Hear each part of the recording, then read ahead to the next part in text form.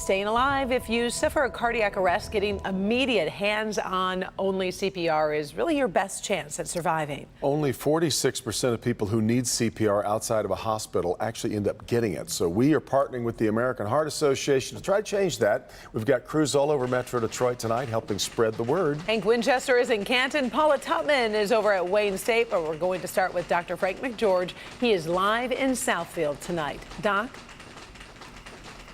Yeah, guys, so I am actually live at Sun Communities in Southfield, where employees are practicing their CPR skills. The problem with sudden cardiac arrest is that it happens suddenly. You never know when you may be the person that someone else is counting on to perform CPR.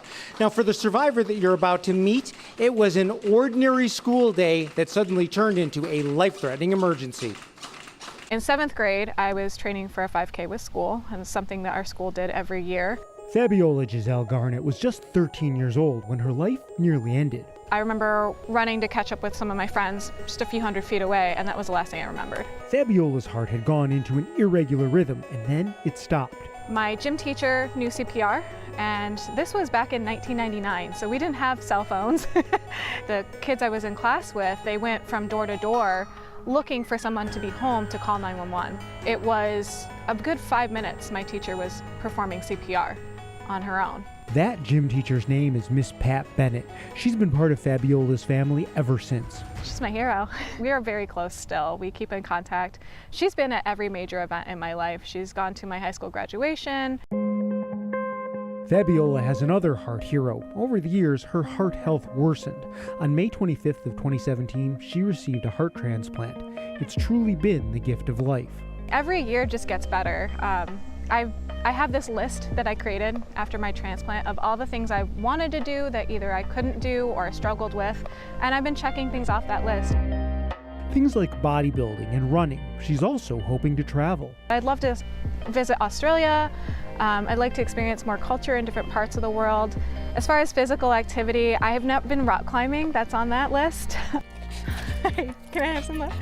Thank you. Fabiola is now paying it forward, serving as an ambassador and instructor with the American Heart Association. Doing hands-only CPR is really easy. It's something that anybody can do, and any amount of effort is better than no effort. I think that we just have to, at some point, just put aside the fear and just act. Go for it. Now, we want to help ease those fears so you can act if someone you come across needs CPR. If someone is unresponsive, call 911 and immediately start pressing hard and fast in the center of the chest. Think of the beat as staying alive to get the right rhythm and keep going until help arrives. Now, let's go to my colleague, Paula Tutman, who is live at Wayne State University. Paula? Thanks, Dr. McGee. We've been having a pop-up, hands-only CPR session that's been going on since early this afternoon, and I'm really excited to talk to James Young, simply because he was so young when he suffered congestive heart failure. Only 41 years old. You've become an advocate for the American Heart Association, and I love your shirt. I love your hoodie. Everybody versus heart disease. That's right. Because it's everybody's problem, right? Absolutely. And that's why we're here today, to teach basic CPR so everyone can learn, no matter if you're experiencing a cardiac event or not, or know someone who is. It's very important that everyone learns, because 70% of CPR events or cardiac events occur outside of the hospital. But so many people won't get involved. They're afraid to. They think it's hard. Right. It's not hard at all. Basic CPR is very simple. It's just a matter of interlocking your hands, right? Elbows straight. Yep, got to lock those elbows. Got to lock the elbows, and then you want to give compressions at 100 to 120 beats per minute. So a song that would liken to that would be Staying Alive. Right. And I know I'm dating myself. I learned Baby Baby Shark, do, do, do, do, right. Baby Shark. Yeah, and this was the other thing that I heard, and that is that every 10 seconds you perform CPR, you improve potential outcomes twofold.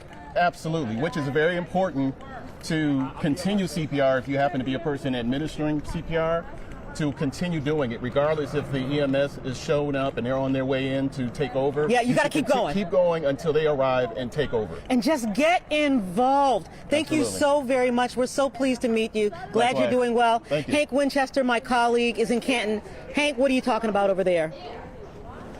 Hey, Paula, good evening to you. Good evening, everybody. You know, as we know, hands-only CPR, incredibly effective, a life-saving tool for adults and teenagers. But what about infants and children? As a parent, it's something I think about every day. So tonight at 6 o'clock, we're going to show you exactly what parents and caregivers need to do to learn this important life-saving skill. Remember, in an emergency, our kids, they're counting on us to save them.